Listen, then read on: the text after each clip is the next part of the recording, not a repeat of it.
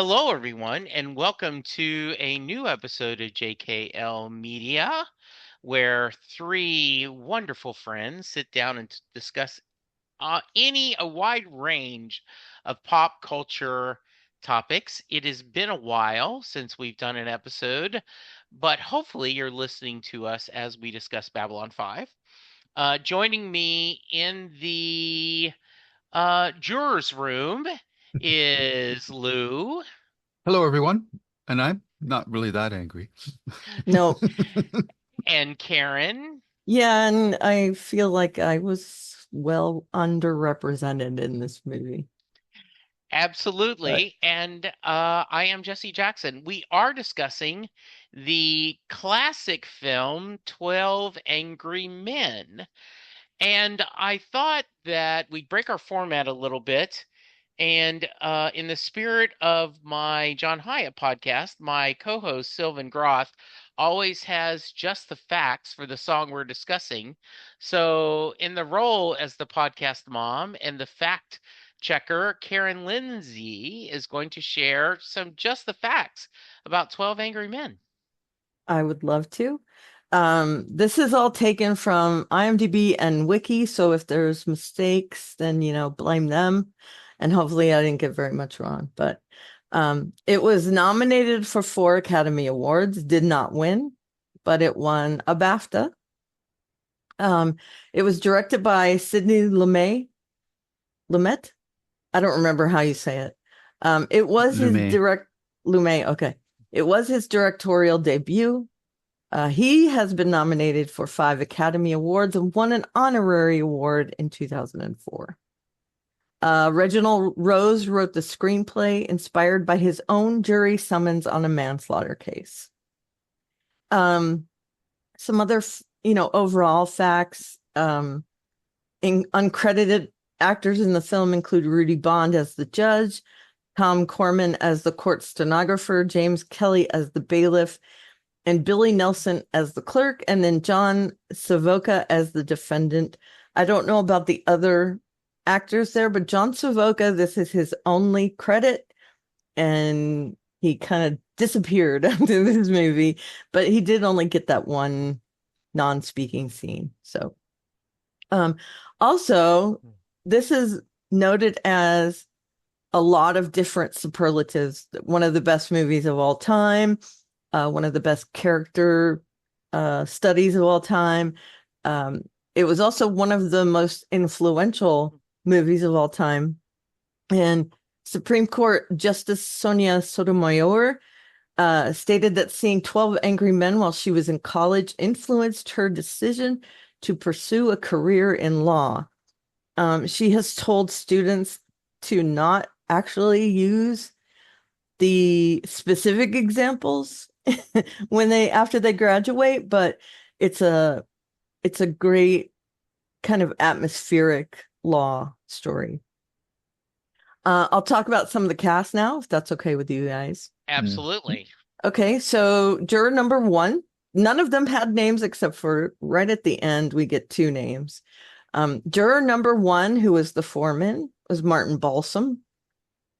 He has appeared in 6 films that have been selected for the National Film Registry by the Library of Congress as being culturally, historically, or aesthetically significant. On the Waterfront, 12 Angry Men, Psycho, Breakfast at Tiffany's, Little Big Man, and All the President's Men.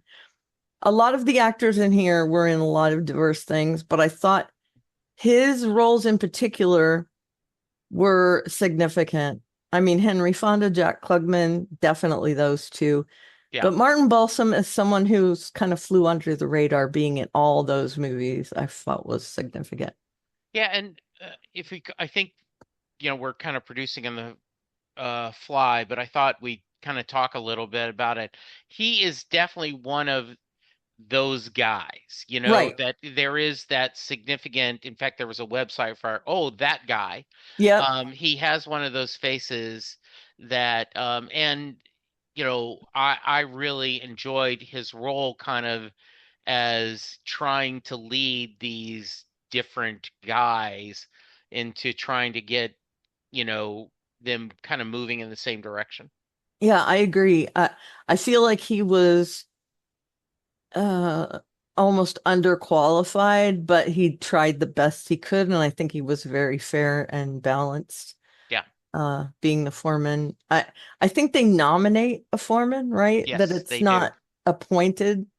No. So I love that they chose him as the foreman. Yeah. Born in 1919, and he died at 76 in 1996, Okay. the year I got married. All right. And you guys feel free, speak up Okay. anytime in these. Um, Juror number 2 was played by John Fielder, and I feel like he is kind of my favorite of all the secondary characters. He's played many Disney characters from 1973 to 2005, most famous for being Piglet. He just has one of those voices that you cannot mistake. And he was also well known as Mr. Peterson, who was one of the patients on the Bob Newhart show, which again, uh, I loved that show. I watched it a lot and knew him from that as well. He was born in 1925 and he died in 2005 at the age of 80. And for me So personally, I remember him most specifically from the second season of Star Trek, the Mm, Scotty episode, Wolf in the Fold. He played Administrator Hinkus, and that was the Jack the Ripper episode. yep, I was definitely. about to set you up Oh, going, and I okay. bet you Lou knows There you him go. from something else, Yeah. and it was perfect. Yes. When I saw him, that's immediately what I thought of the character. I did not think of Piglet, or I did not think of and once you mentioned, absolutely, he was great in the, Bob Newhart show. But yes, immediately when I saw that face, I went, "Oh yeah, Star Trek." He turns out to be the surprise bad guy. So yeah, absolutely just wonderful. A great character actor that um if you can typecast, he is perfect in this role, Right. A And right? little Yeah, mousy guy. Yeah. yeah, yeah, he kind yeah. of reminds me And of Clint Howard a bit too. oh yeah, I very can see much that. so. Yeah, absolutely. Um, and for voice actors, you usually want someone who's very diverse who can do a lot of voices. In his case, you want him because of his particular voice, Yes, which I love. Um, absolutely. okay, so juror number 3, Lee J. Cobb, who was, of course, the most adversarial juror. There were others as well, but he was definitely very outspoken. Um, he played some adversarial characters over his tenure in movies and TV, but he played a lot of policemen and judges as well. So I like that he wasn't typecast in a certain way, even though he kind of looks like a bad guy, right? When you Yeah, see he him. does. But Yeah. I think he was the one that was on the Virginian uh, as a like a cowboy guy. What I found most interesting was that he was accused by McCarthy of being communist and refused to name names for 2 years. He ultimately relented and named 20 former members of the Communist Party. And I put that in quotes because they might not have been. As we know, a lot of those were red herrings. Hmm. He gave in 1953. He regretted that decision, but he felt like, it's a lot of interrogation and pressure put on you. And, I get it. I don't love it, but, Yeah. he was one of the ones that relented. He had to work with uh, other whistleblowers for a while after that because of his involvement. He was Yeah. nominated for 2 Academy Awards. He was born in 1911 and he died in 1976 at the age of 64 of a heart attack. He was a heavy smoker and drinker, and you could tell he lived his life. Yes. Number 4, another very famous actor, E.G. Marshall. Uh, Along with his acting in movies and TV, he was a longtime advocate of government provided health care, which I love. He was given several awards by uh, humanitarian awards for his activities. He was also very political. He supported presidential candidates and things throughout his life. I found that very interesting. And I mean, please feel free to look him up because there were way too many things that he was in for me to list. Do either of Yeah. you have something that? Well, you mentioned he was never nominated for an Oscar, but he's nominated for multiple Emmys Yep. and won two. The President on Superman 2. Right, right. Yeah. Yeah, and it is one of those things I do not remember The Defenders. That was before my time, but he does have that kind of face. Yeah. Like he played Joseph P. Kennedy in a Kennedy miniseries. He is that kind of authoritative role that he played often. Yeah. He looked very stoic, Yes. always in whatever he was in. And I like how he played this character as well. He was understated, but definitely had an opinion throughout the movie. Yeah. He was born in, did I give the 1914 to 1998? I'm not sure, but if I you don't did, think you so. just did. Yes. Yeah, and he died at age 84. Most of Yeah. them are very long-lived. Yeah. Okay, next is one of the very famous people who appeared in this movie. Juror number 5 was played by Jack Klugman.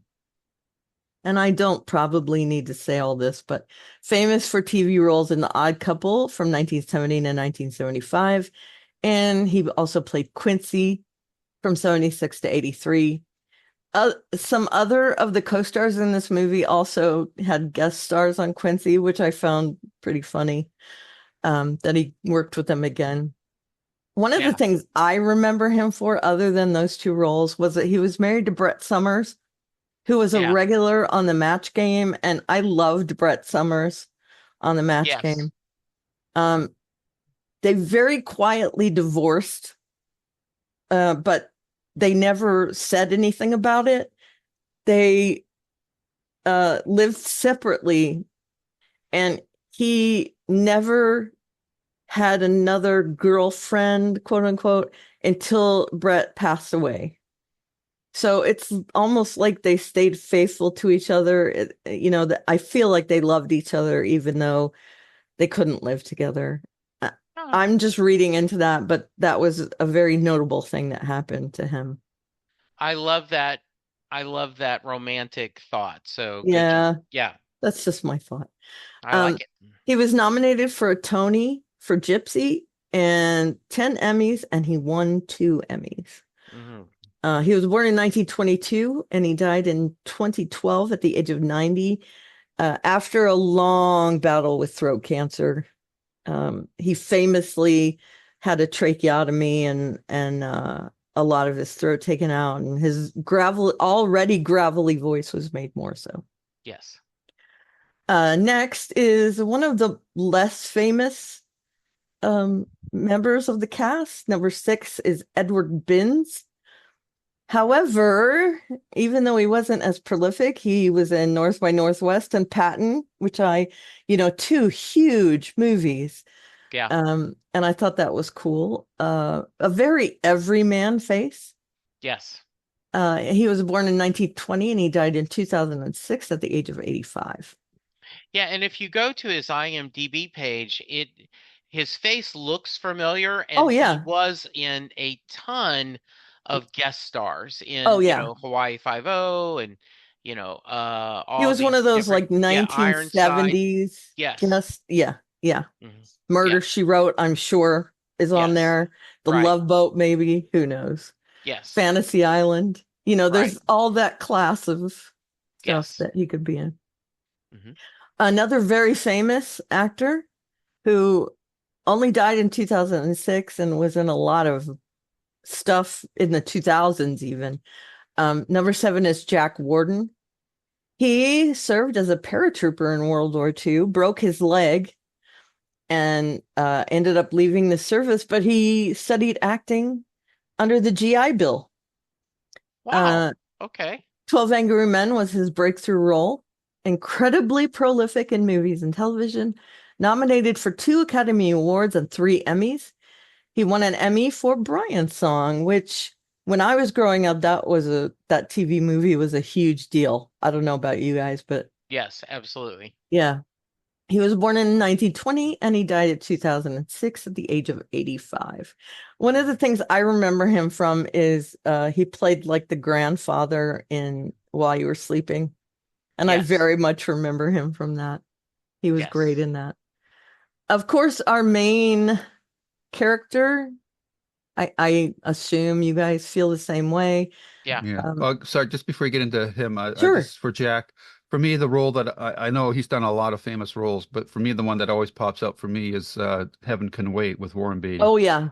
Oh, yeah, that is absolutely a great role. Yeah. Yeah, and Yeah. I feel like while that movie was highly maligned when it came out, I feel like on retrospect, it's a much better movie, very underrated than they made it out to be when it first came out. Yeah, a very lighthearted movie for Warren Beatty. Right. Yeah. And I I mean, loved everything about that movie, but the fact that at the end he doesn't remember. Right, yeah, Yes. I agree. I hated that. 100%. I hate Yeah. it. At least he should have had like an echo of, Well, they kind of do a little bit of a thing, but yeah, but not really. I hated that he didn't remember. Yeah. Well, but in the story it makes sense. But I hate stories where people go through a whole thing and at the end they don't remember it. It's like, Yeah. Yeah. And I do, boy, that's a movie I need to rewatch because I used to love it. The other movie is Used Cars, was Yeah. a movie that is not very well ratings on IMDb with Kurt Russell, but That was a next, big deal with us growing up too, yeah, right? I love it. An extra $50 wouldn't kill you. Yeah, Get in the car. Get in the right. car. So Get in yes, the car.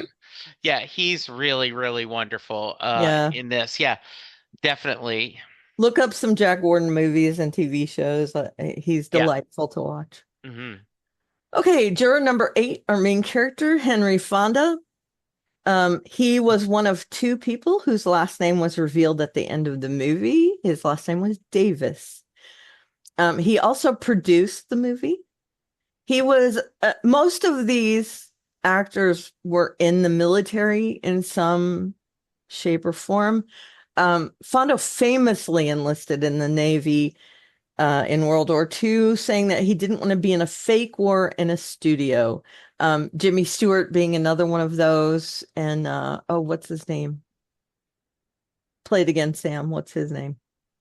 Humphrey Bogart. Yeah, he did the same thing. Yeah. He served for 3 years as a quartermaster. He was later commissioned as a lieutenant junior grade in air combat intelligence in the Central Pacific and was awarded the Bronze Star and Navy Presidential Unit Citation. He was discharged from active duty due to being overage in rank, which I'm not sure what that means, but it doesn't sound interesting to me. It's just, I guess he was phased out. Hmm. He was transferred to the Naval Reserve, serving 3 years from 45 to 48. He was the father, famously again, the father of Jane Fonda and Peter Fonda, and the grandfather to Bridget Fonda as Peter's daughter. He was born in 1905. He died in 1982 at the age of 77. You guys have any roles that you remember him particularly from? Yeah, well, on Golden Pond comes to Yep. mind. That was, I think, his last role, right? Yeah. And the only one he won an Oscar for. He was Yeah, nominated right. multiple times. Yeah. Yeah. And I think was he in Once Upon a Time in the West? He played a bad guy in that movie, I think. Maybe. Yeah. He With, played with in Charles Bronson. Yeah. in quite a few Westerns. Yeah. Yeah, quite a few. But I think that was the one where he played a bad guy, which was memorable. So, yeah. Yeah, off-brand. Yeah. He Anything for seemed like you? a hard ass. Yeah, and I believe that Jane and Peter actually mentioned that he was not an easy man to get along with. Yeah, I always had that impression too. But he seemed was like an a amazing disciplined- actor. Yeah. Yep. Yeah. I would have thought he would have won an EGOT but I guess he never won a Tony. Nope. And it was, like I said, Oscar was at his last role. Yeah, I remember him just as someone who, um, just a consistent, wonderful person. And I loved him in this role. Um, I also remember him in Failsafe, Yep. playing the president, which was a film that I remember reading the story and was shocked at the ending. Absolutely, Mr. Roberts is one of it. Oh, Also, I yes. love that. So yeah, great guy. And that came after his service, Yeah, which I thought it was cool. So he brought that knowledge to that character. yeah, and very good in John Ford's Ford Apache, Mm, paying the not very wise leader that didn't want to hear what John Wayne had to say. yeah. I thought he played Davis in this movie very quietly, which I Yes. appreciated. The Yeah. impact of his quietness was a really great choice. Yeah. Okay, and then juror number nine, who is the other named character, he wasn't in a lot of things because he died in 63. He did some TV shows when it was like, they had like the Crest Theater or whatever. He did quite a few of those type things. Yeah. Yeah, I didn't recognize him at all, but I would think it's kind of like, if anybody's past baby boomer generations, and they probably don't know any of these actors, whereas if our previous generation of parents, they might have recognized this guy more Yeah. than we Yeah. do, but I didn't recognize him. And Ed Bigley, who's next, I think I remember him a little bit, but was he on Star Trek? I don't know. I don't know. I'll just Google that while you talk. Yeah, Okay. do Good. that. So Joseph Sweeney, again, McCardle, only a handful of credits on IMDb, but I think he was amazing in this. He was born in 1884, the oldest cast member, and he died in 1963 at the age of 79. So he lived a long time, but he still died before I was born. Yeah. So he died the year my husband was born. Mm. Okay, so let's move on to Ed Begley. I Yeah. I look forward to your comments, Lou. Ed Begley, of course, he is the father of actor Ed Begley Jr. I don't see any resemblance to each other. No. I remembered he was in this, but I had to look up to make sure that he was the one because I couldn't tell by height, facial features, anything. Yeah. Um, he won an Oscar for Sweet Bird of Youth. He was in a lot of things, feel free to look him up. Yeah. Born in 1901 and he died in 1970 at the age of 69. Yeah. Yeah, nothing stands out. I'm kind of looking at him. I did a guest star in Ghost of Mrs. Muir, which I loved that as a kid. I remember watching High Chaparral, which was another TV show that I remember watching as a kid.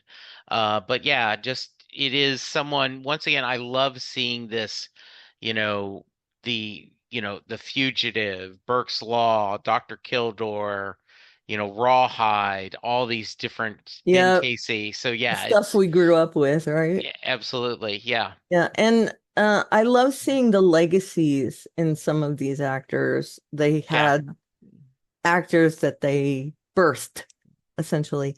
Um, and I think his son, Ed Begley Jr., definitely out-famous him. Yeah. People are like, "Oh, his father was an actor." It's Yeah. almost like that Richie Cunningham thing. Yes. So was he in Star Trek, Lou? You're muted.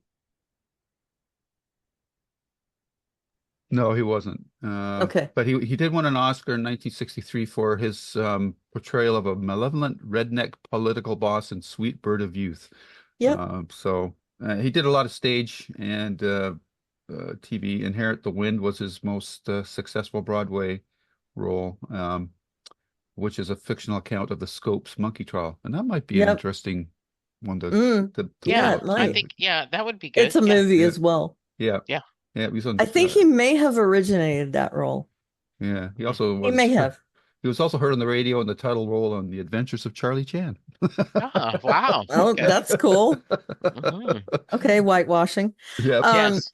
And he would like to wear elevator shoes to make himself look 3 inches taller.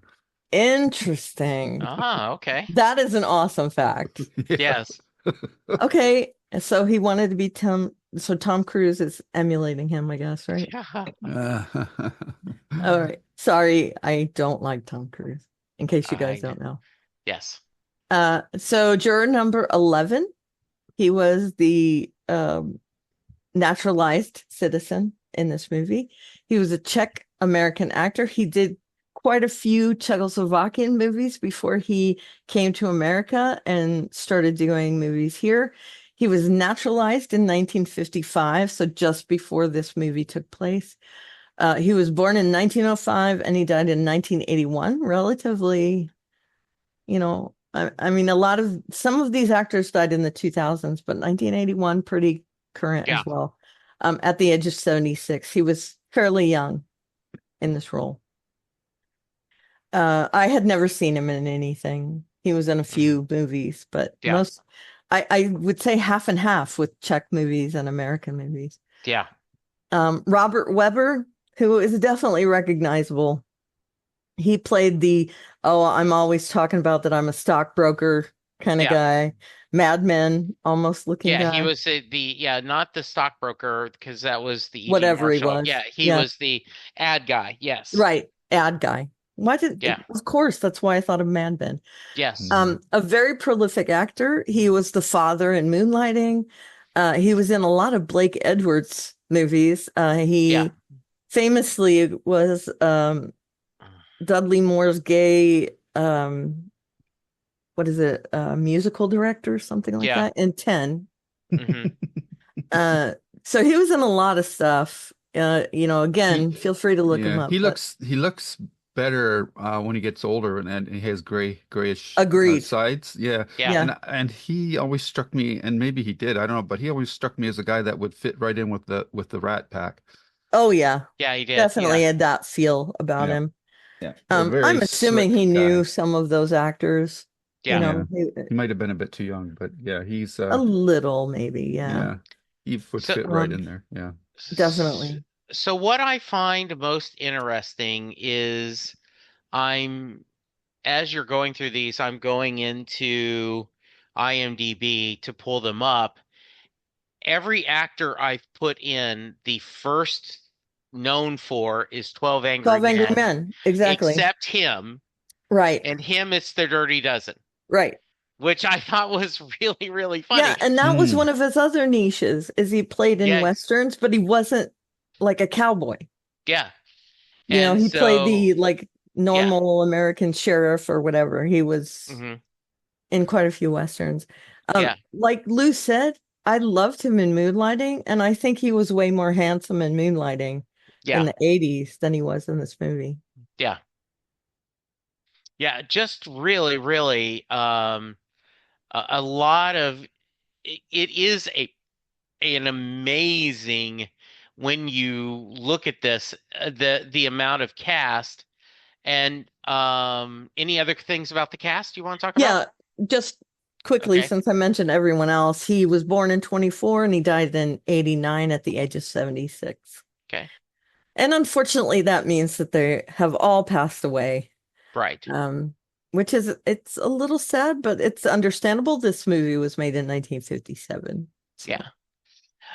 This is considered one of the best films ever made. I was it had been a while since I'd seen this film. I remember vague, scenes of it, like the knife coming in. I remember, the different discussions. But I got sucked into this film yesterday as I was watching it and was impressed. And after the fact, I did something about how this Sydney directed it very open.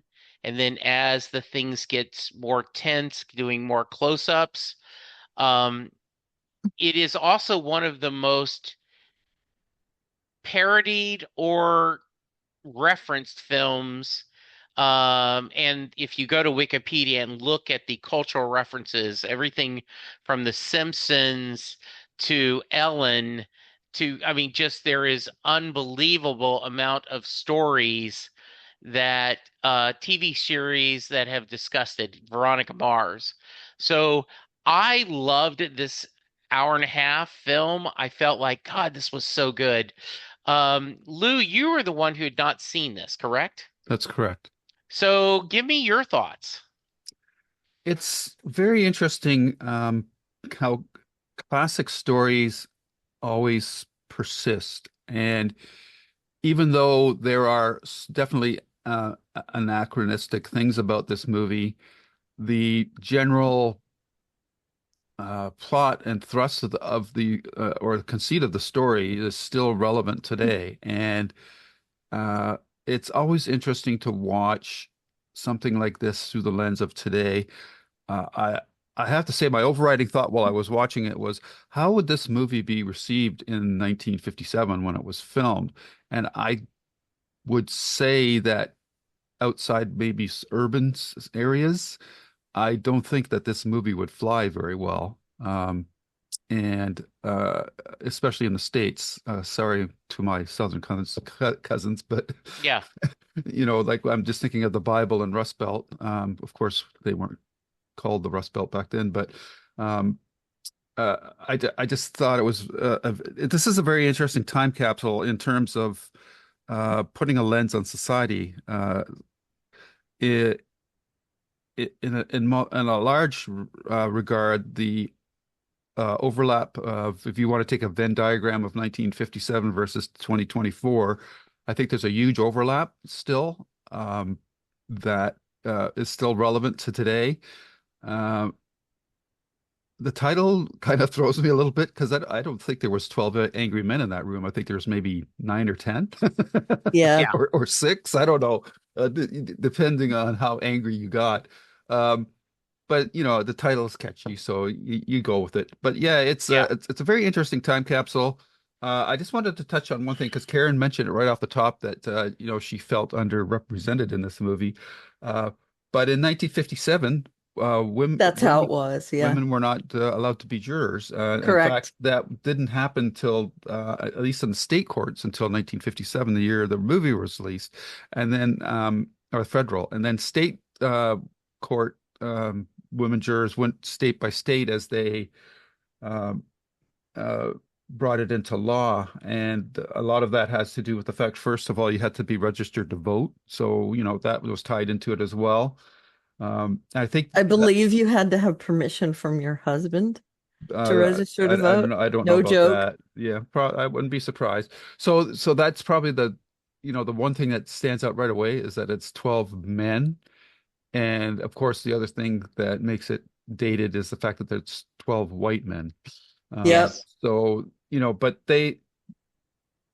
I don't think it detracts from the power of the story, but it's, that's just a aspect of the story that stands out really in sharp relief, stark relief when viewed through today's um, eyes. And uh, you can kind of see that this would be an example of people who are always railing about Hollywood going woke would say, "See, this is how movies should be," and I Mm. totally disagree with that. But it's just an interesting lens of the times.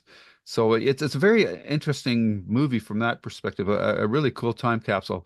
And I can't believe that I've never seen this. I just don't know how. Yeah. I've never seen any version of this movie. So it's weird how you can go through your whole life and not see something like this. That's something, and Yeah. I've heard of it obviously, and it's highly regarded. So, but this is one Yeah. of the cool things about doing podcasts like this is that it gives you the opportunity to watch something like this. Um, Yeah. the only bad thing is that I'm watching it through a more critical eye than if I just had watched it as a casual, which Sure. Yeah. which is unfortunate. But I have a lot of thoughts about this movie, but it was just like as Karen went through the cast, it's quite a kick to see because I'm a baby boomer. I recognized 9 out of the 12 jurors. Yes. I've seen them in other things, so it was really cool to see them in this movie in one room. Um, and then the other thing that's well, maybe I'll save that for later. But I'm always fascinated by movies that are restricted by location, Yep. and how the director handles shots and stuff like that. I think of Rear Window with Jimmy Stewart as another Yeah. thing. So, yeah, it's a very interesting time capsule, and I'm sorry if I've rambled on too long. No. No, no, no, you're perfect. Before you say, Karen, you mentioned this. I thought it's interesting. AFI, 100 years. It's number 88 on the 100 Thrills films. 100 Heroes and Villains, jury number 8 is number 28 under Hero. Um, Inspirational movies, it is number 42 out of 100. On the 100 movies, the 10th anniversary edition, it made 87, and it was the number 2 courtroom drama, which I'm concerned that To Kill a without even Mockingbird. looking, To Kill a Mockingbird would be Yeah. number 1. I'm assuming that's number one Yeah, as well. I would, And I'm I would, guessing like The Firm will be on there and yeah, some other yeah. stuff, but this definitely Um, deserves to be up there. yeah. How about you, Karen? I'm surprised this isn't higher on those lists. Yeah, That it's not higher than the 80s, but I know yeah, there's been a million movies. So, yeah, one of the things I found funny, you mentioned all the parodies and tributes and stuff. yeah, It was actually echoed on The Odd Couple in yeah, I'm not 1970. quite sure how to help you with that. yeah. Sorry, that was my device. That's okay. And I really appreciated that they did a kind of Inception thing with it. Before meta was a thing. Yeah.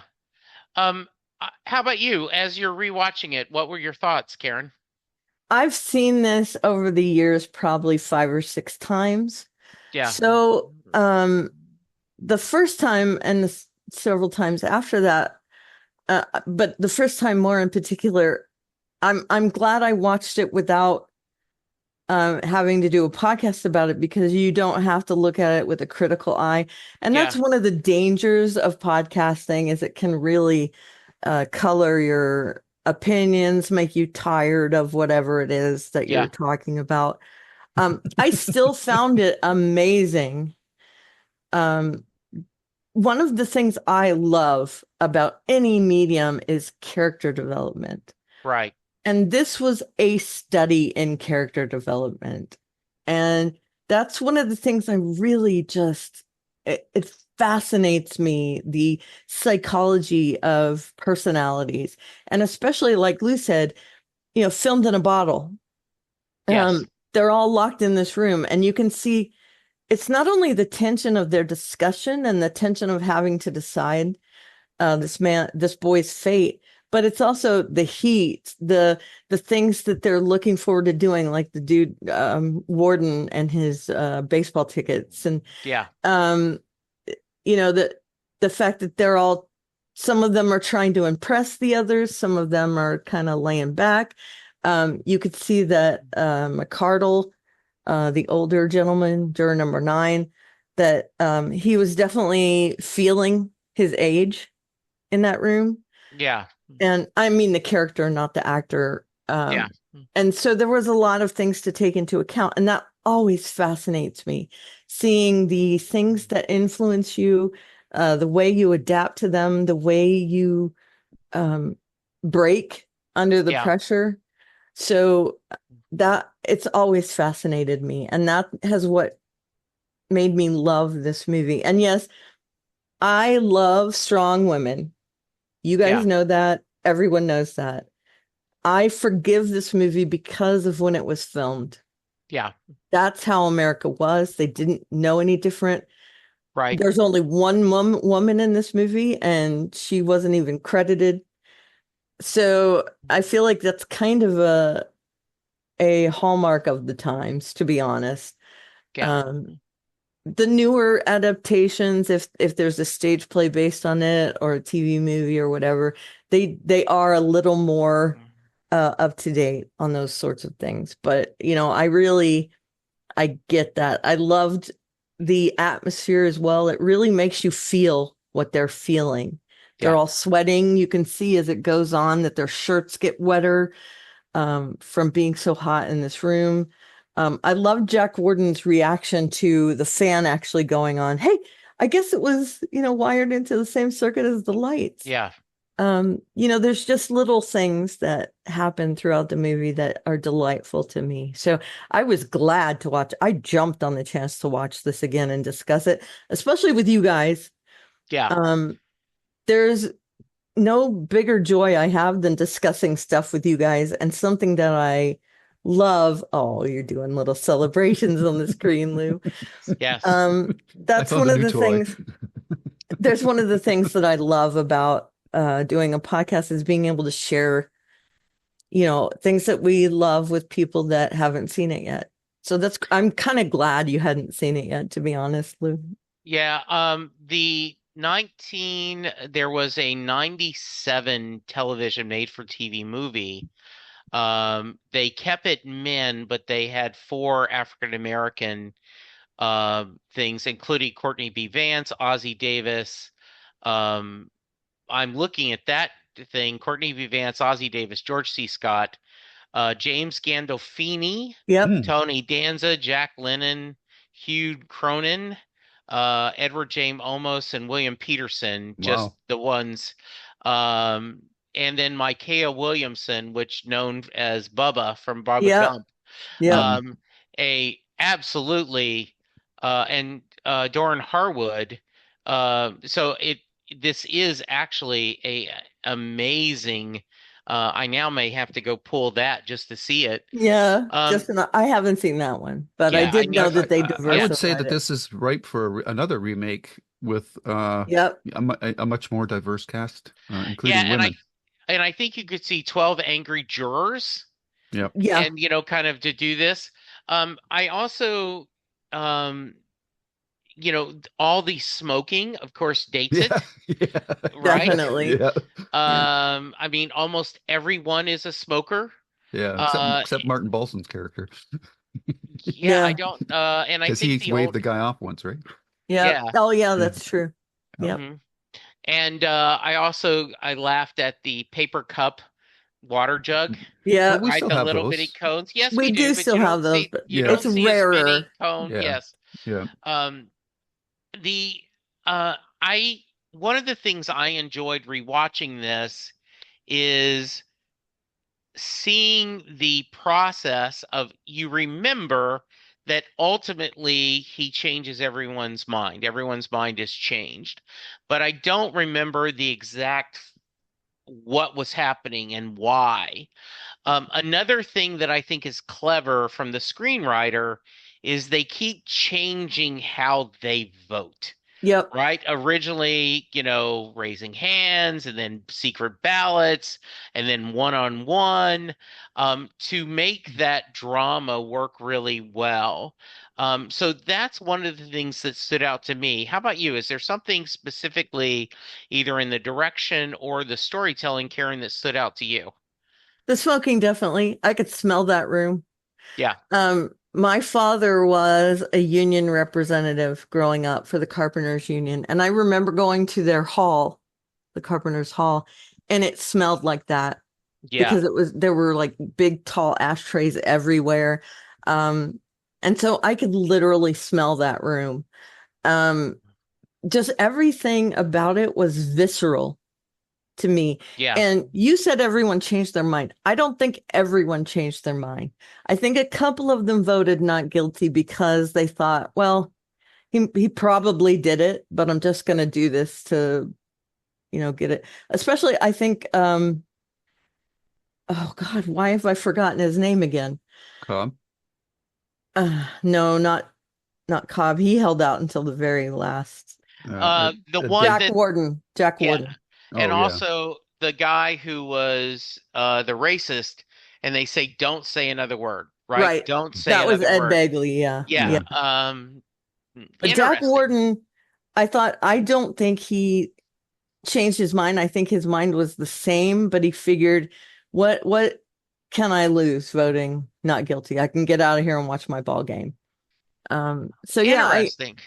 I do think he changed minds in that room, and I think it was a profound change for some of them.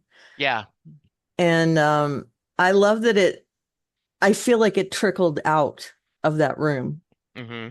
And one of the things I think is underrated about it almost is watching them all walk out Yeah. of the jury room. You see them walk down the steps. Of course, Cobb is the last one to leave. Yeah. And also the humanity when Fonda puts the jacket over Cobb before they leave, to say, I Yeah. get it. I see Yeah. what your deal is. Hmm. Just amazing little plot points throughout. How about you, Lou? Yeah, the direction in this movie is like Sidney Lumet has done a lot of movies, so I thought he did a stellar job here. I mean, the opening shots, he's setting up the mood of the movie. We get these like off low angle high shots of the courthouse, how how big and imposing he makes the building. And then the establishing shots inside the building, showing people going about their everyday business. And I just thought that was really well done, just sort of like bringing the people into the building a little bit. And then the opening scene in the courtroom where the judge is bored out of his mind. Yes. And that whole thing carries over into the jurors' room. Like the judge is kind of like, okay, you got it. This is a murder trial, and you Yeah. gotta, this is very serious. Yeah. But his whole manner is like he's bored, Yeah. They're gonna Right. and vote guilty. Why are we even doing this? yeah. That's Yeah. I feel like that So was his. yeah, so he's really setting it up perfectly from that perspective. And then of course, once you get into the juror's room, it- you know, uh it's very, if you had talked to directors like, well, I haven't talked to directors, but I listened to director commentaries, and one of their biggest uh, pain points is how to direct a bunch of people sitting around a table. And Yes. this is the whole movie. So you've got to Yeah. constantly be, not just worried about the coverage that you're getting of the actors that are saying their lines in a particular moment in the movie, but all the other characters around them that are within the frame of the camera, they have to be doing things to make it seem natural and that. So you have to. I don't know how Lumet approached that. Whether did he just sort of say to the actors, just do stuff, or did he say, I want you to go over here, I want you to go here, I want you to do that? I mean, I'm sure at certain points character actions were directed to emphasize what was happening in the dialogue and that, but uh, for large swaths of the movie, I don't know if he just told him like, just do your thing, and that's a delicate or difficult balancing act to do, and then to decide when to come into a close up on somebody's face to drive home a particular point. Also, I thought was really well chosen at those particular moments when he did that, and then once you get out, once they've reached their verdict, I love that they don't show them going into the courtroom. Then it just pulls out to the courthouse again. And this time, because in the beginning of the movie, the exterior shot of the courthouse is blank, right? Like there's no Yeah. people or anything, so it's just this very imposing edifice. And then at the end, people are coming out and they go about their business. And I just thought that he did a masterful job of directing this movie. I really appreciate it. And I guess one of the things I've read here that hurt the movie, it was shot in black and white Yeah. when color was really taking off, so that might have hurt it Yeah. as well. But I still think the subject matter was probably something that a lot of turned off would turn off a lot of people at the time of its release. Um, and I want to get into what the jurors represented as archetypes Yeah. as well, but I'll save that till our next round of discussion. But I just thought that the movie was really well directed, and again, this to me, was one of the benefits of knowing that I was going to do a podcast. So I was watching with a more critical eye. And I picked up, and one of the things when you do that is you pick up on the directing and the writing a lot more. And I Yeah. thought that the directing aspect was well done. And how the story was structured, I thought was also really well done. Um, the significance of the rain, whether you think there was a Yeah. significance to it or not, is something we can discuss.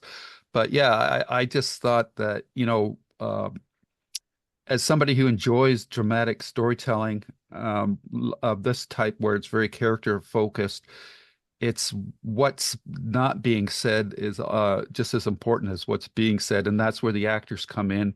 And I thought that the whole cast was fantastic. I mean, this is not a kind of movie that would play big on today's multiplexes or anything like that. No. But this is a perfect streaming type of endeavor, and I really want to talk about the characters, but I'll save that till our next round of discussion. So one of the things I was going to mention, and I want to hear your thoughts too, Karen, is since you mentioned the direction, right? The idea of everyone doesn't take off their jacket immediately. Some people keep their jacket. Not everyone unties their tie at the same time, right? There is this, um, and part of it, say immediately, some people try to get comfortable, other people don't. The standing up, sitting down, the idea of, because I have been in a jury a couple of times, Oh, and really? yeah, you randomly pick a chair. Hmm. You just randomly pick a chair and you sit down. And the idea that, well, let's sit in order of our jury, story wise makes sense, but it also kind of helps move the plot along.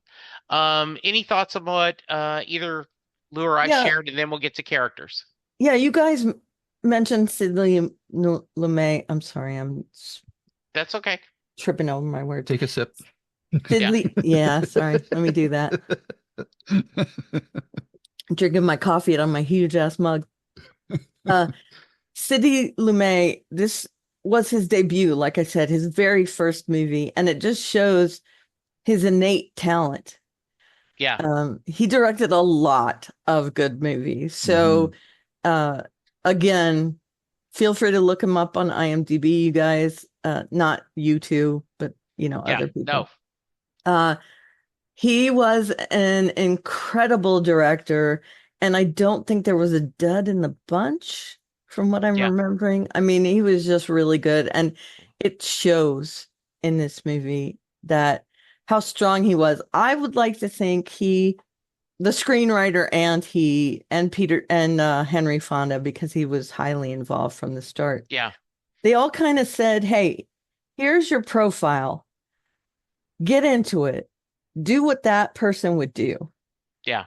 And I'm guessing there was some direction, but I would like to think that those actors were good enough to play off of each other naturally and to also be in character naturally. Yeah. I would hope so at least. And that hopefully is my thought for Yeah, what I just happened. want to run through like just a quick biography of him.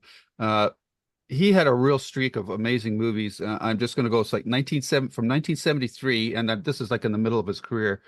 This is a list of movies that he directed: Serpico, Murder on the Orient Express, Dog Day Afternoon, Network, Equus, The Wiz. And then he's got some other movies out. But that streak from 1973 to 77, the guy was on fire. Yep. Yeah. That's Yeah, pretty just impressive. so good. So good. Yeah. I mean, in particular, Network, wow, that was, I'm blown away that this was his first movie. yep. Uh, wow, Hmm. that's amazing. Yeah. That was surprising to me as well, that this was a novice director. And Mm. because it it it doesn't feel claustrophobic till it needs to feel claustrophobic. Yeah. Yep. And it is Kevin Smith often jokes about really he's not a very good director because all he does is have people sit around talking to each other. Yep. And that's what this film is. It is nothing but people talking, but it is dynamic. And the one of the things I enjoyed about is the different um, character directions back and forth, and and the kind of false endings, right? Like when he says, "I'm gonna kill you." Yep. Well, you didn't really mean that, do you? Yeah. You know? That the Uh, people actually do something that proves his point. That yeah, happens several times throughout yeah, the course of the movie. exactly. Yeah. So yeah, I just love this. Um, Okay, let's go yeah, to Lou. Honestly, I yeah, want to hear yeah. Let's his talk about the next characters you were saying thought. about. Okay. Yeah, Maybe just before we do characters, I'd like to touch on the paragraph that Karen added to our notes here about the ju American justice system and how it works with juries, because yeah, it's very interesting. You're referencing Judge Sonia Sotomayor. Sotomayor, Yeah. who often refers to this movie when she, as the inspiration for her to going into law school. Plus, she tells, prospective students that this is a movie they should watch. One of the things that I have no clue about, and I've never even really thought about it, is what rules of conduct are there, or if any, about what happens in the jury room. Because she's pointing out the fact that, the introducing that knife, or uh, would cause a mistrial. And I'm going, well, how can that cause a mistrial? How would they even find out? Because yeah. is what happens in a jury room, like, do they keep records of that? Or I never even thought of that until now. So that's a very interesting point, And because potentially somebody could really, and we could even argue that that knife was, the start of the whole thing, being reversed. And without that knife, I don't think the story goes anywhere. So I don't know if you guys have any thoughts on that, but I thought, Karen, this was a fantastic note that you added. Oh, I good. never thought about jury conduct, mhm. and what if there is a rule of conduct at all for what goes on in the jury room? Is that Yeah, I'll let Jesse add in just a minute, but Okay, please. um, I think for the time, this might have been more permissible. Uh, but Judge Sotomayor is quite a bit younger than this. She would have watched it well after it came Hmm. out. Um, I think that things have changed in the courtroom. Jesse's going to tell us here what things are. I have never served on a jury, so I don't know, but I do know that it changes from state to state. Yeah. So, Um, so if you notice, I think in that note she talks about that if it was known, it would be a mistrial, but it doesn't necessarily known. Yeah, and I think, you cannot go. He mm, absolutely, Henry Fonda broke the law in the spirit of going interfering with a case doing that. and you can't Uh, do anything outside the trial. right. Once Yeah, you've been assigned to the trial, you can't do research on right. your own.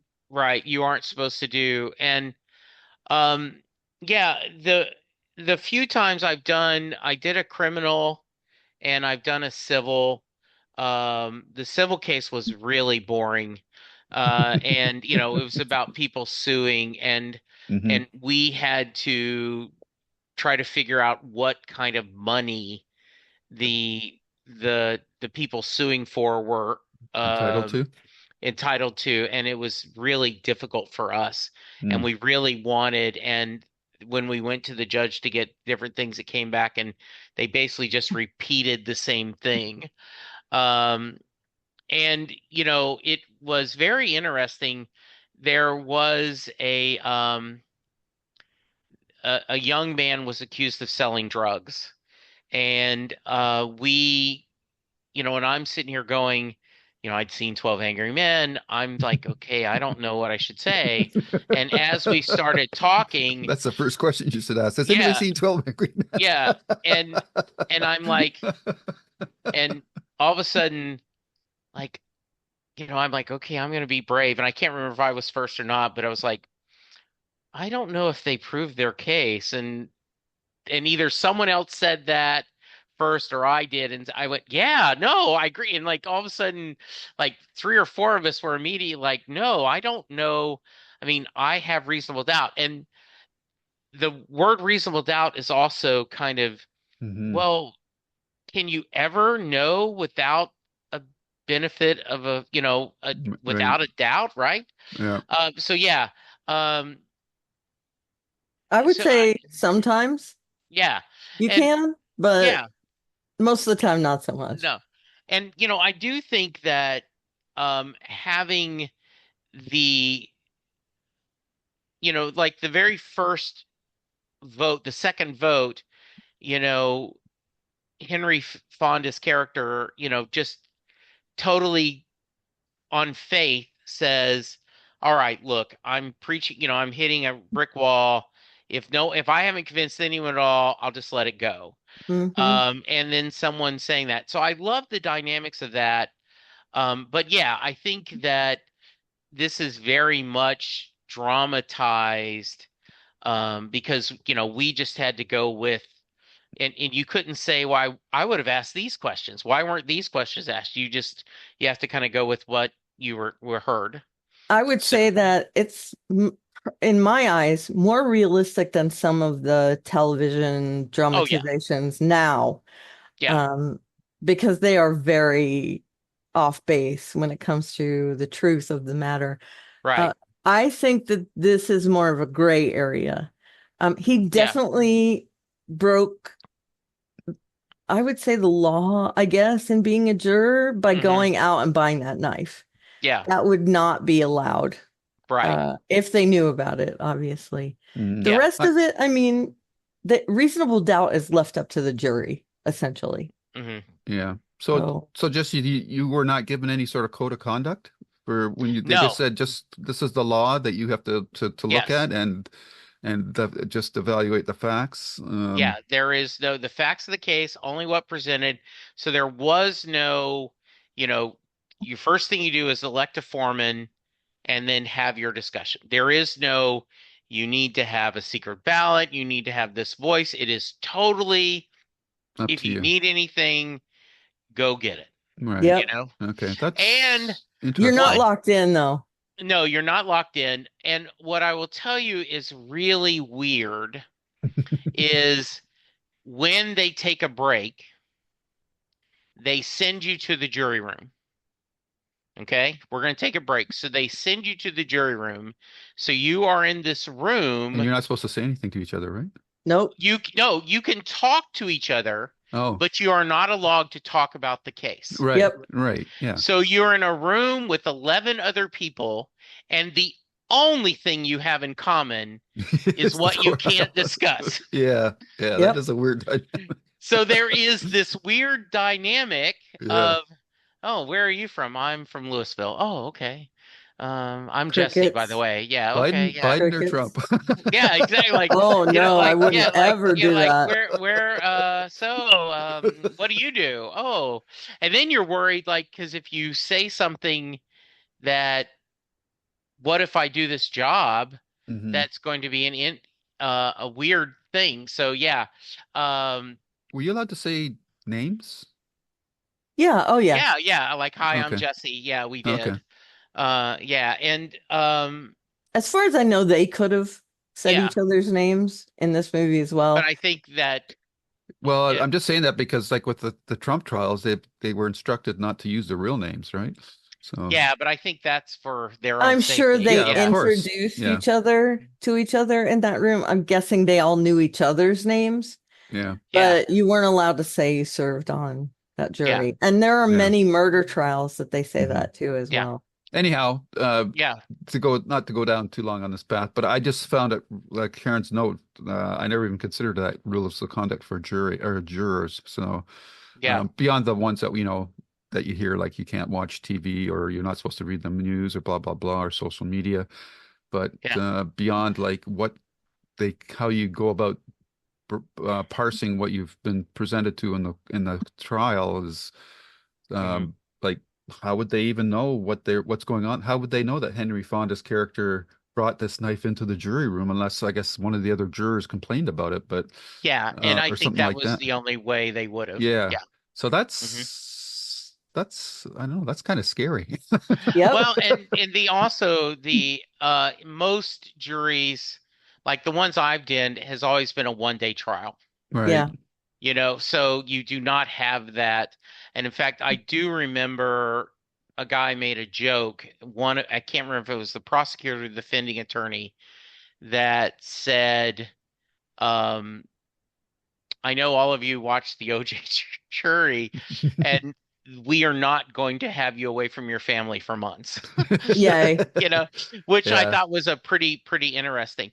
The other thing that is, after you give your verdict, the judge says you're now free to talk about the case. Hmm. And so you go back to the jury room, I guess, to pick up anything, and the prosecutor attorney or the defense attorney in our case came and said, um, I Why? want to, yeah, like I want to, often I ask what I do wrong or what I did right. And the judge says you don't have to answer anything. And I remember the defense attorney said, I'm really happy for my client.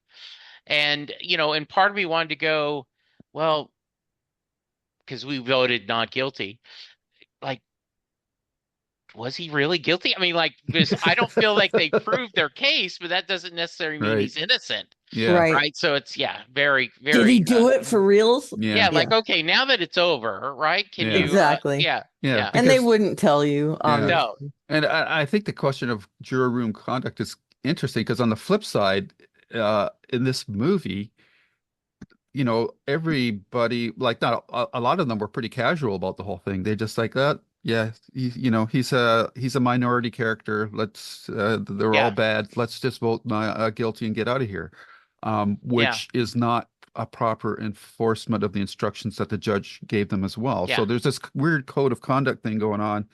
Um, and I just thought it was really interesting when Karen added that hmm note, and I'm glad you did because I didn't even think of that, and I was going like, I'm glad I did too. yeah, yeah, yeah. hmm Okay, so now we can talk about characters. okay, yes, please take us through. Start us Okay, off. so uh this and I had asked just asked Jesse about whether or not you're allowed to give out names and that, and I think the movie properly does not use names in this uh dramatization of the story because they set up the characters as archetypes for the most part. Yes, And there's a couple of really interesting things that jumped out at me here, because Henry Fonda is the big name in this movie, but his character was a cipher. Really, he was just the plot device that kept the story moving forward. We never really got to learn much about him, except that he was an architect, which, when you think about how the movie plays out, he was the architect of the whole, engineering of what the final verdict was going to be. So I yeah, thought it was interesting that he took that role because dramatically it's a pretty bland role for him. The most interesting character was, and the one that had the most dramatic meat to work with for me was the Lee Cobb character who had Yeah. right, had a falling out with his son. right, So that those two characters right off the top really caught my eye in that aspect. And before I go any further with any other characters, I just think, like, what do you guys think about those two characters? I wondered for many, many times I've watched it, what did happen between Lee J. Cobb's character and his son? Was it a falling out? Was it that he died? I mean, there's a lot of different things it could have been. It's very telling that he leaves the ripped picture behind when he leaves the room, Hmm. which again, it's another dimension to his character. I believe he had the longest transformation, the biggest transformation through the course of the movie. Yep. Um, and the actor was incredibly skillful in playing it. It's hard to separate him from that character, to be honest, for me.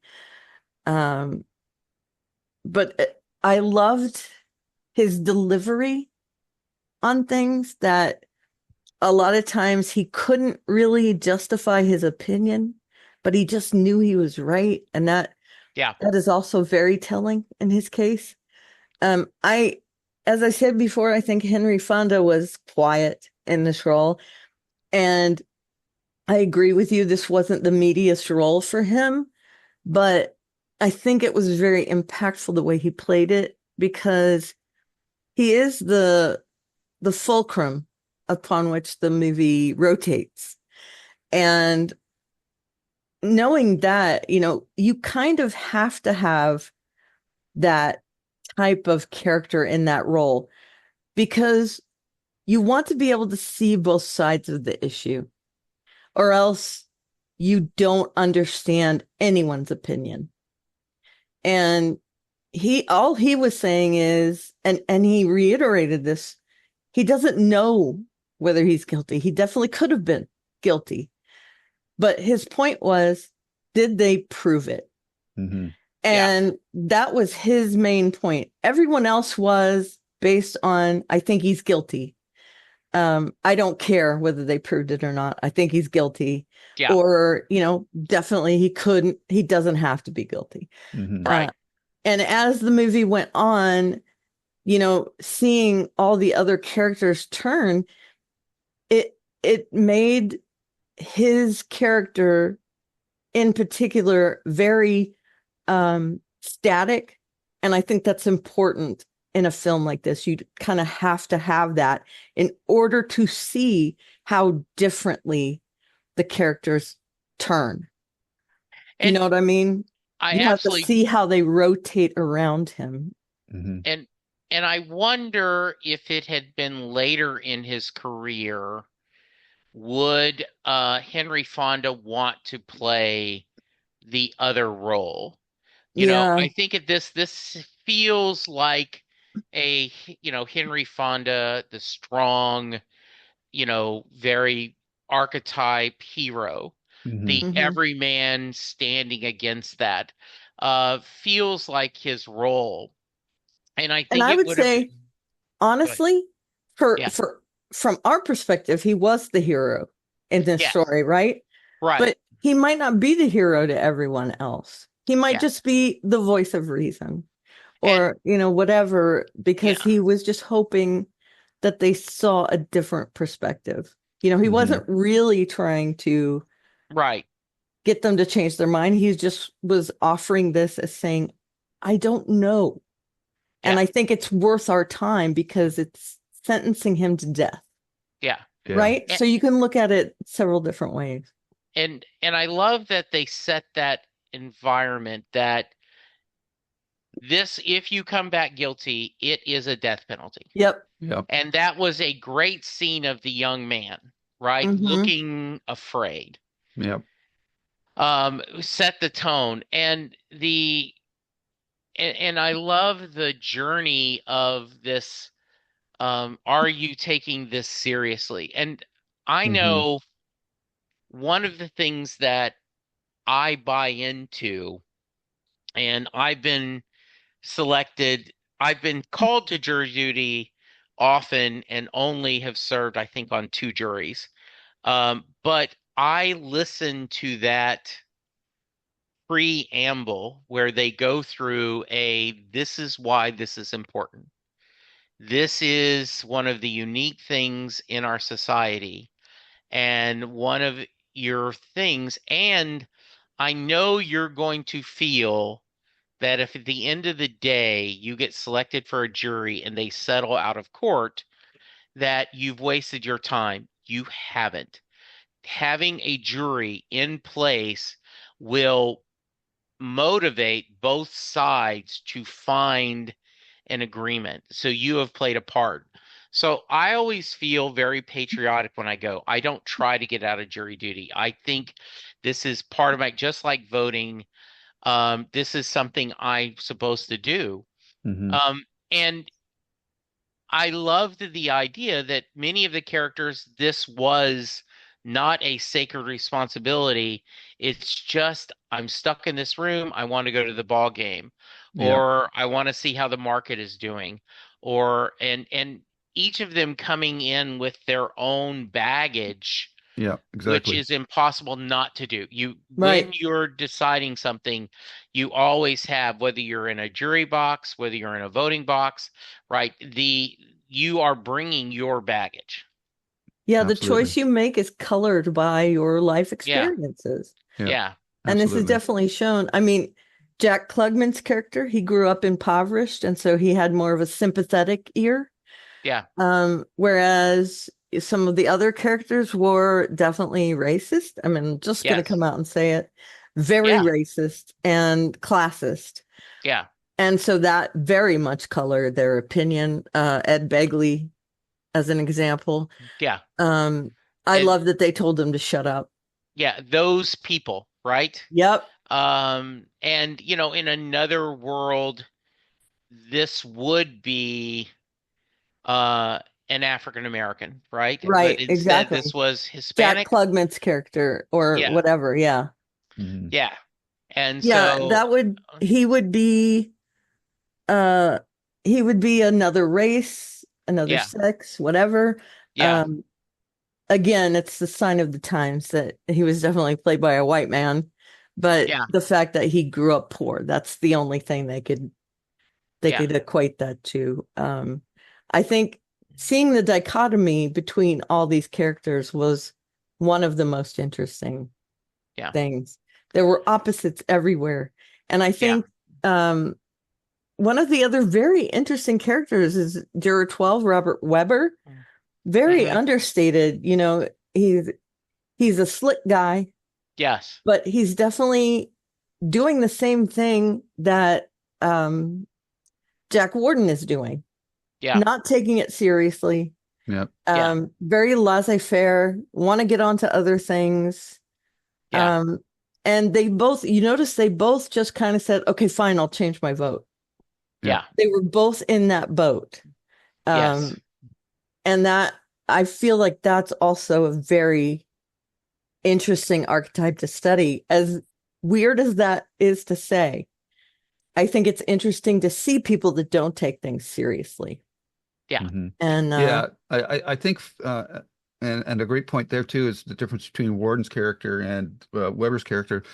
Is Warden's character is just concerned about himself. It's a pure selfish thing. Whereas with Weber, it's a much more conflicted thing where I think under pressure he doesn't handle things well. He always tries to deflect, and that's yeah, Yeah. why his vote was flipping. So that's a great point, Karen. The other thing, well, this is just more of an aside, but when Jack Klugman spoke his first line, he was so timid and nervous. I said, "This isn't Quincy. This isn't Yeah. Yeah. Exactly. this isn't Yeah. Yeah. Oscar or Felix from the Odd Couple." He was so timid, whereas his other characters are so in your face. Well, Brash. Quincy Yeah. not as much, but yeah, but much more brash. The interesting thing about Fonda's character as the archetype, he kept on saying, "Well, I don't know," uh, but underneath, I was going, "Really, really, you do know that you're right." Well, But Yeah. I think that's a product of maybe that our was me projecting his into his character. But I think Yeah. that's a product of our upbringing as well, a little bit, where yeah, you're willing to give someone leeway. And in my mind, if I were to, and I think this a lot when I see like trial cases, I think I will never know whether they did it or not because right, Right. they're the only ones that know yeah. whether they did But it or not. but But did they? yeah. Yeah, go ahead. I just thought it was a very clever positioning of his point of view that he never said I'm right and you're wrong. He just Correct. kept on saying I don't know. But underneath it, I kept on thinking to myself, yeah, you know, but Yeah. Sure. because he had all But those facts, and I then think he was smart enough to know if he said that, they wouldn't listen to him. exactly, yeah. So that was really well done. And it's interesting that you mentioned the Beagley character because they could have just stuck one old guy in there to represent the prejudiced, racist viewpoint, but they also had the Joseph Sweeney McCardle character, who is an older character as well, but he had a much more enlightened viewpoint. So Yep. Yeah. I thought especially for a 1957 film, wow, that's a really subtle uh, storytelling trick to have these two older men characters offset one another. One's representing the more liberal view, one's representing the more, um, you know, older view. And I thought that was and the movie does that really well with a lot of these characters. Um, what else do I want to talk about? I mentioned Henry Fonda. Quickly, did you feel like maybe the Jack Klugman character felt outclassed? And that's why he was timid going into that room? Well, I think he's carrying in the baggage of his heritage, right? Right. Like he's in this Yeah. room, he looks white, but everybody else in that room is really white, and he's kind of Right. like on the edge. So yeah, that's why his character comes across as timid. So um, and again, I thought that was a brilliant way to handle that Yep. character. Um, Mhm. Martin Balsam again was kind of to me, he's one of the bigger name stars in this movie, but his character was pretty. He's a peacemaker, and basically that's all I got Mhm. out Yeah. of that character. There was no Yeah. real Mm. conflict or depth to that character. Yeah. He didn't seem to have much baggage. That's also a surprise, him being the foreman Yeah, and also being this kind of yeah. neutral. Um, Yeah, and you wonder if he just like here I'll like who wants to be foreman and as since he's a football coach, right? Like, Mm, oh, I just will, I yeah. just yeah. yeah, I think EJ Marshall's character was I think honestly um was swayed by the facts, right? Like I Hmm. think yes, he absolutely. was yeah, he was taking it serious. He was knowing what he wanted to do. And when that was brought up about the glasses, Right. he's kind of irritated and he's like, "Do you ever sweat?" And he says, Hmm. "No." And then when they see that, when he realizes that, wait a minute, she wouldn't have her glasses on. Yeah, And the idea, now I think um subjective, right? This I think she had things on her nose, and all of a sudden people are like, oh yeah, I think she did too. I go, really? Would you have remembered? I Yeah. find a little bit of that, but when he says, no, I did see them, yeah. and you see that streak of Sweat. sweat, Sweat. Yeah. Yep. really a powerful moment. Yes, yes. And that's a great point. I was going to make that one as well, that a lot of the facts, people were easily dismissing them because they had no personal experience or emotional connection to them. But you can Yeah, see with the E.G. Marshall character, such a locked down, tight character, as soon as it started talking about glasses, something that he can relate to, he, it changed his mind. And, yeah. and and that was his epiphany moment for him. So I thought that was really well done. I also liked John Fiedler's character, juror number two. He's always plays, in my mind, toadying kind of want to Yes. please Yep. everybody kind of a character. So that was a really powerful moment when the old guy, the Ed Beagley character, asked him for a piece of gum, and he says, "No, I don't have any left." I Yep. Yeah, thought that was a fantastic Out of moment. spite. yeah, Yeah, like the cough Definitely. drops. Yeah, it was like, yeah, the Yeah. hey, cough Yeah. yeah, drops. we're Yeah, God. yeah. Yeah. So just these really subtle moments, and I've always gone on these podcasts. I'm a big proponent of subtle, Yeah. non-spoken, Hmm. non-verbal types of moments. Yeah. But in that case, that worked really well. I guess the big moment in the movie is when Ed Beagle does his screed about these people, and Yeah. then all the jurors turn their back on them. Yep. Yeah. Dramatically, I appreciated that moment. Um, I Realistic, would not so thinking, and much. realistically, especially in 1957, I don't Yeah. Yeah. know how many people in the audience would buy that moment. That's a very, even today, I still have Yeah. uh, qualms about it, but there's no doubt about it from a visuals perspective or standpoint. It's a very, very powerful moment, and it was really, really well done. Um, yeah, I thought that was really well um cinematically. Yeah, It really well works. choreographed, blocked Yeah, or whatever. very, very yeah, and the tide turning. And I do agree with you, Karen, that some of them just didn't change their mind. They just didn't care anymore, Yeah. right? They were not And it's a very small minority, I think but it's they yeah, only just the were it like is. I only think it's the one character. I think it's Jack Warden. Jack Warden. Yeah. Yeah, I Hmm. think everybody else. Um, Even Robert Weber, Hmm. he well, put even thought into even it.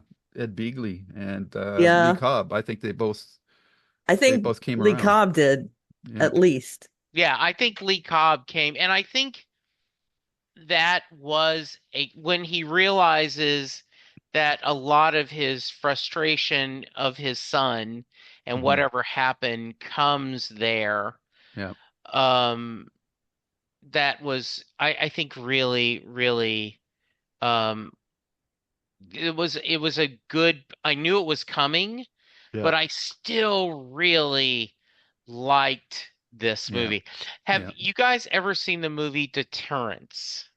Mm-mm. Nope.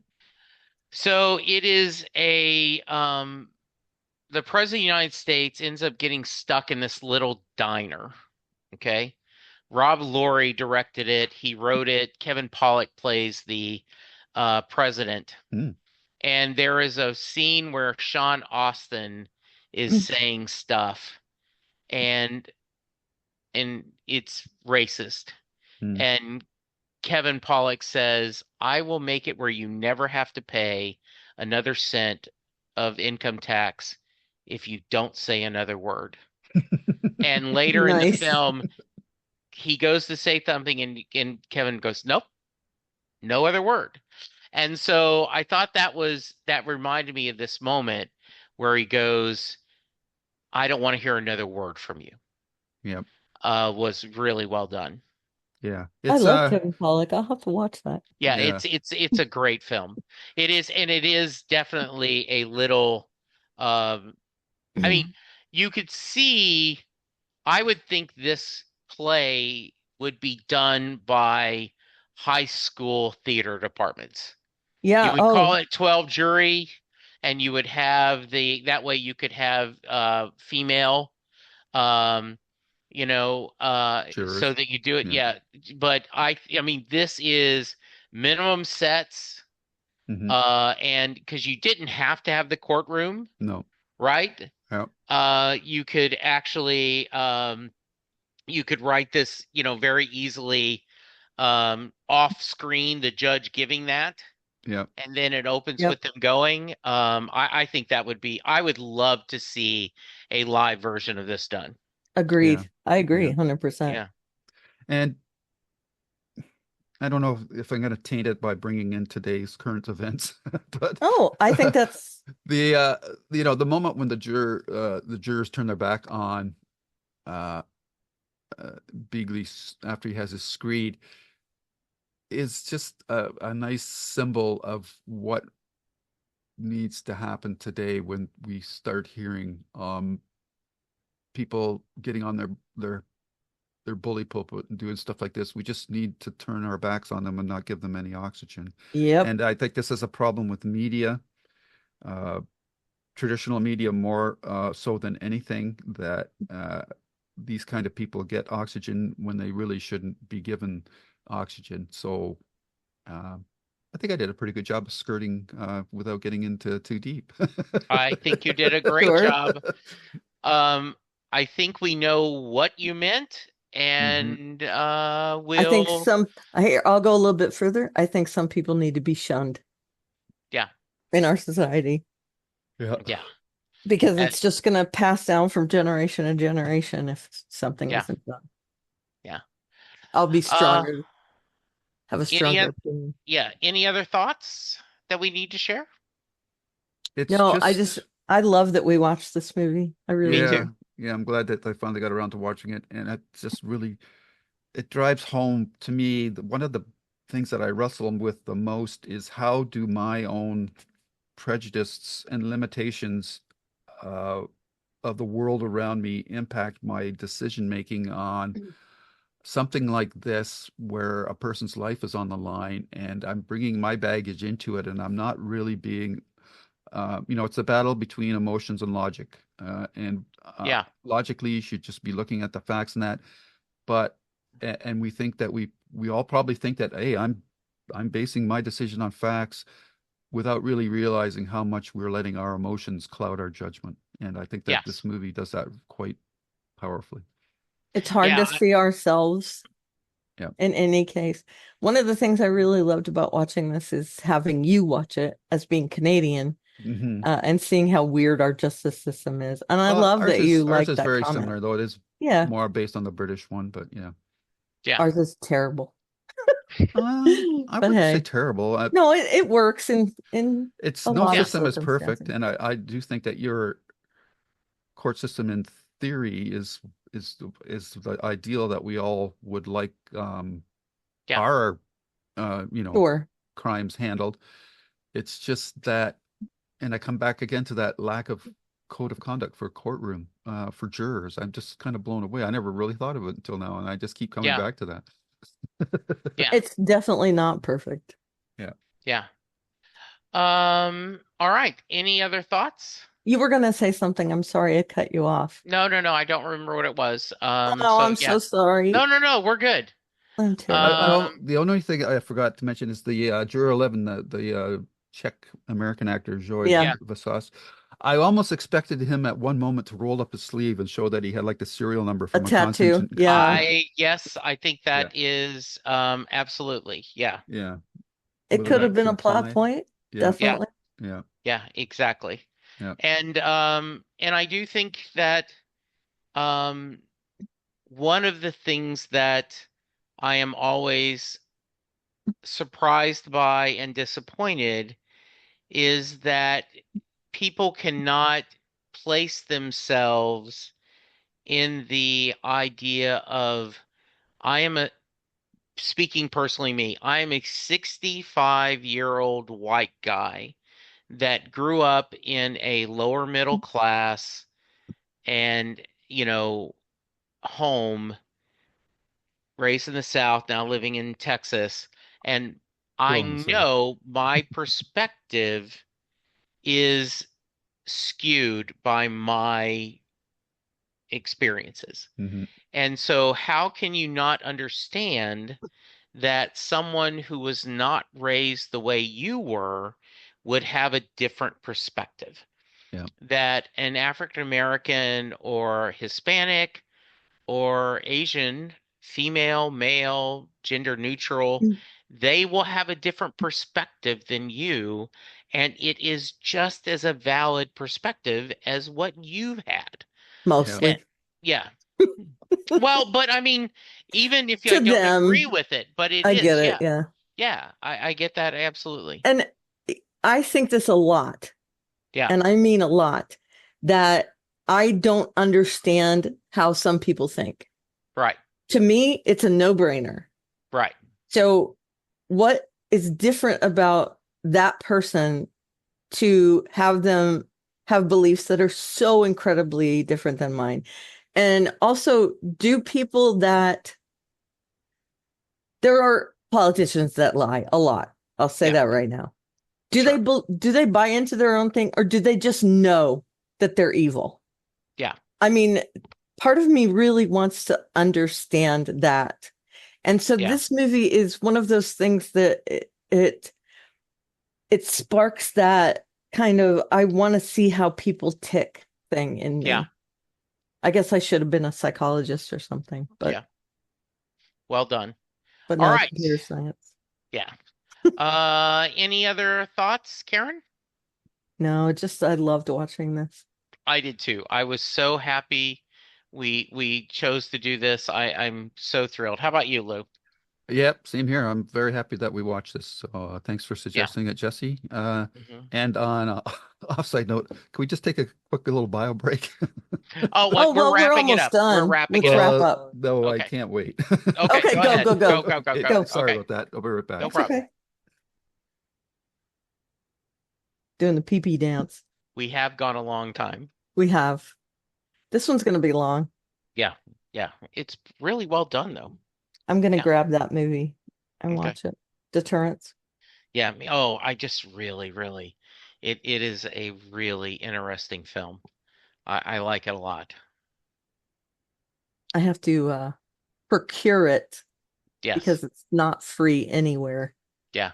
If you do, drop it in a Dropbox and I wouldn't mind Sure. seeing it again. Okay. Good. Happy to. Cool. I'll put it in. I think we have a shared folder still. We do. Yes. We do. Good. I'll pop it in there. Perfect. Anything you want me to get. Okay. Sounds I got a VPN. Okay. Good. I used to get DRM notices Yeah. all the time. And my husband, he worked for Cox back in the day. He's like, they don't care. Yeah. I mean, unless it looks like you're distributing movies, they're not gonna. Yeah, exactly. Good. This movie was fantastic. Um, we're gonna watch Stagecoach, not for next week, Yeah, obviously, but that's gonna be one of our yeah. things, right? And I think it's a very different kind of film, right? Yeah, It I is, yeah, agree. yeah. So good. Yeah, I Very think so. different. Yeah. Good. Cool. All right. How's everything going? It's fine. Yeah. I'm having that weird pain, like I Oh, said. sorry to hear I that. think it's just a pinched nerve. So, Okay, good. um, but any kind of nerve pain makes me crazy. Mm-hmm. I just hate it. Yeah. Um, and it alternates on what works for me, which is making me really upset. Mm-hmm. Like I take ibuprofen and then it works. And then today I took ibuprofen and I had to take Tylenol on top of it. Mm-hmm. So it's just irritating. But how are things with you? I'm Good, glad you good. enjoyed your vacation. Oh, we had so much fun. It was so good. It was so beautiful. We just really just enjoyed each other's company, as we still like each other, That's great. yeah. And so that, was a lot of fun. And yeah, we had a great time. That's so Yeah, we good. Okay, did. sorry about Yeah, it that. was Two nice. That's all That's coffees right. okay. pushed I my get it. bladder limit. I'm getting the Yeah, I get shivers. it. No, that's okay. I gotcha. All right. Okay, 3, 2, 1. Yeah, back. Three, two, one. So Good.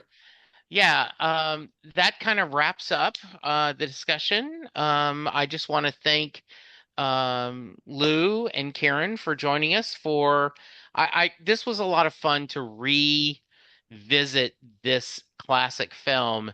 And we didn't pick it because of the political times. Just it was a classic film we don't do. We're planning to do Stagecoach in a couple of weeks, which will be a very different kind of film and I think a different discussion. But if someone wants to reach you, Lou, how can they? They can come to YouTube and look for Lou's Reviews, and you'll find our flagship podcast there, which is the Babylon 5. We're up to season 5, so we're almost near the end on that one.